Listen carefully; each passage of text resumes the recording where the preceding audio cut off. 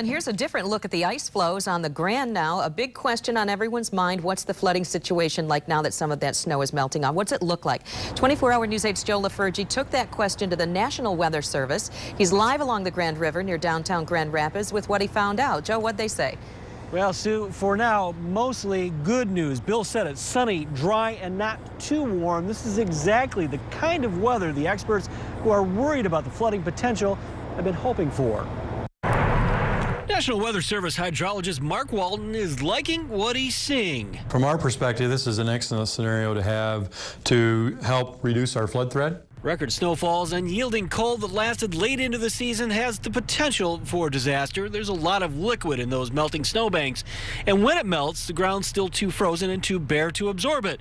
While most of us are hoping for a more permanent warm-up, these occasional 50-degree days and cold nights help keep the snow from melting all at once, inundating the waterways and raising water levels, creating the potential for flooding problems like we had last year.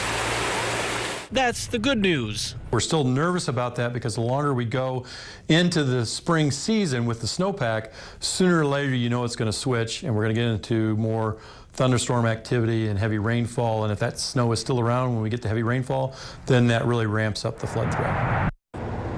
Now the emergency management folks aren't taking any chances either. More on their preparations coming up at 6. Live in Grand Rapids, Joe LaFurgey, 24-hour News 8. Thank you, Joe. Right now there is a flood advisory for folks along the Grand River in Ionia County, but the NWS says that it is a precaution for very minor flooding because of the snow runoff.